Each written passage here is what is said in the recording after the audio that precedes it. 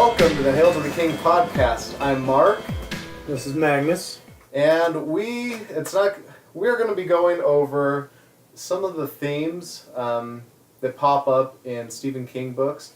It is the one that we're working on now, and the themes that we're going to be talking about: belief, forgetting, faith, and what was the other power, one? just finding the power in those things. Yeah. Channeling power. Yep. And this is kind of some elements that are in all of Stephen King's books, especially the Dark Tower series. And we just wanted to go over this. So as I was thinking about it, we've been rereading it together. And it's so interesting. At the start, you kind of start to peel back the layers of these different characters, Bill, Eddie, all these characters. You peel back the layers and you find out that they have forgotten everything that they have done previous. They've forgotten, how they defeated Pennywise. And I was thinking about that. It's a strange thing to forget. Yeah, it is a traumatic experience, but you would imagine that they would at least remember something of it. Mm-hmm. And they really don't. They remember very little. And part of that, I would say, is like a good thing and a good thing and a bad thing about... Yeah, a good thing and a bad thing about being a child is you can have... Again, like let's say a kid is in a horrible accident and gets hurt really bad. They go to the hospital, they get taken care of, and then you ask them, did it hurt? Yeah. But they can't really remember exactly how it felt. Yeah. And that's a good thing because they're able to kind of move past it. But yeah, I know you brought up the movie. You continue. Yeah. No. So Hook. Robin Williams. With Robin Williams. For some reason, a lot of people didn't like that at the time it came out. But I grew up with that. Yeah. I watch it now, and it makes me the happiest man in the world. Anyways, but I made that kind of that tie between Hook and It, and other Dark Tower stories. It's surprisingly apt. Yeah. Like, I didn't even think of Hook. I like that a lot. Where when he was actually actively Peter Pan in Never Never Land, he comes back. He chooses Wendy, or no, not Wendy, but Moira. Yeah. They get married, and then he forgets everything about his previous life. And I was thinking, as an adult, maybe there's something that's tied to, you're becoming an adult from childhood, and that you start to forget certain things. And one of the things they mention it in It. One of the characters is saying, kids run on intuition, and I would say belief. And this is not a actual statistic, it's what's in the book, 80% of the time. They run on intuition 80% of the time. And it's true. One of the analogies I gave is, when we were talking about it earlier, is that you have a little kid, a 2-year-old, they're just learning to crawl up on things, they jump up on the table, they see you across the room, and they jump off, automatically knowing, like 100% belief, faith, knowing that you are going to be there to catch them, and you usually are, because you know what your kid's going to do when he jumps off. And there's something about being a kid that is tied so strongly to belief that goes away as you become an adult. And that's why I think in these stories, the Dark Tower stories, you start to forget, because as that belief winds down, the belief in magic, and the fantastic, as that starts to go away, you start to forget. Your brain kind of shoves that out the side because it becomes implausible. Yeah, it's not something that you believe in anymore, and since you don't believe it anymore, your brain automatically throws it out the dump. And one of my favorites is Eddie with this, and his aspirator. Is that what it's called? I forgot about that. So he's got the aspirator that's battery acid. I'll instead of quoting the book, I'll quote the original 1990 miniseries. But this is battery acid, you slime. I think he throws out an F-bomb and whatever in the book. But yeah, his belief in his medicine, for himself is, the whole placebo thing. He recognizes it as a placebo, but at the same time he still knows that it'll work on him if he believes in it. And then when he uses it as a weapon against Pennywise, turns that belief into a weapon. He pretty much wields it like a cross, pretty much like a Salem's Lot, Father Callahan, believing in that cross to fight the vampires, Yeah.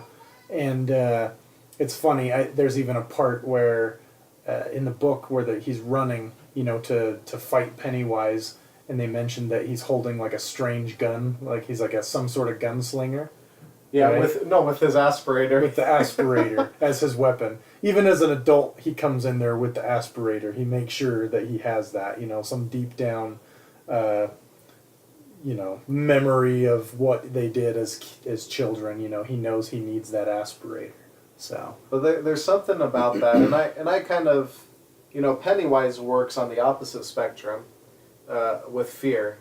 He mentions in the book how he's going over the fears of children. Why he prefers children over adults. Yeah, right? because he rarely adults goes don't over. have the same kind of fears. We have lame fears like bills. Yeah, bills. Oh, I'm afraid I can't pay the mortgage this month. Those are the fears of adults. They're very almost ambiguous, hard to... Grounded in real life versus afraid of ghosts, of werewolves, Frankensteins. Yeah, but at least even those, they have a face. And even the dark, there's a fear of the unknown that is a bit more visceral, more real than, fear of not being able to pay the electric bill this month or what have you. And so... I mean, know what's going to happen if you can't pay your bills. You're going to get your crap taken away. You're going to end up homeless, It's like you're going to starve. It's like we kind of know the bad thing. I can't think of the word right now. The consequence. The consequence. We know the consequences to our fears. But as a kid, you don't really know the consequences, that unknown. Yeah. And so just that, there's a huge tie between belief, in yourself, belief in something else. It doesn't have to be in yourself. It could be belief in anything, faith. And then, fear of an unknown, fear of the monster. And then how each of those changes as you become an adult. Your belief starts to wane, and your fears start to become less vivid, more ambiguous, and just different than you were when you're a child. Yeah, and in terms of drawing power from an object, let's say one thing that I was thinking of while reading the book is Dumbo, and he draws power from the magic feather, which is just a bogus item, that he's told will give him power, and he chooses to believe in that feather, and he can fly, but the power's in him from the start, and it's just a kind of a shortcut, like a tool. And you could look at religion the same way, the power of prayer, belief, rituals, like, baptism, stuff like that. And belief in these, we'll just say rituals and items, is what gives them power.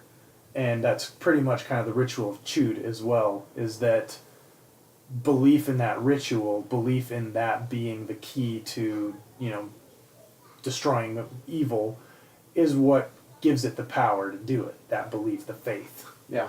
And that ritual, for those of you who haven't read it, I mean, this episode is kind of spans all the Dark Tower universe, but the ritual of Chud is where, or Chad, whatever you want to call it, is where, the demon, the monster, and you kind of bite each other's tongues simultaneously, and then tell each other jokes, and whoever laughs. It's like locking into a battle of the wits, kind of Bilbo versus Gollum, you know, Eddie Dean versus Blaine the Mono. It doesn't have to be physical tongues. No. Yeah. But anyways, just to bring that ritual up there, and sorry for the noise. We got kids running around. There are children. Please forgive us. We're both dads, not with each other.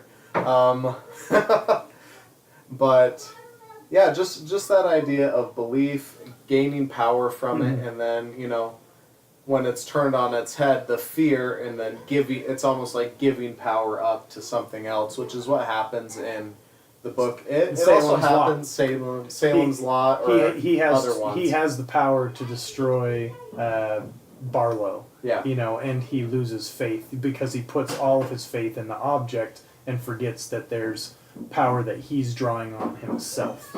Yeah. So. Well, on his own faith that has nothing to do with the object. He's kind of fueling that with his faith, and so that was just some thoughts that we had on. Oh, yeah, we're again, so sorry. Excuse the children. We're kind of at the end of the episode, anyways. But yeah, that kind of just brings it to a close, I guess. Yeah, right there. let us know what you guys think. If there's any other cool themes you guys see throughout the Dark Tower universe, I mean those are really just a couple of an enormous universe that Stephen King has wrote. Let us know what you guys think. Please subscribe to our channel. Check us out on Instagram, and remember, there are other worlds than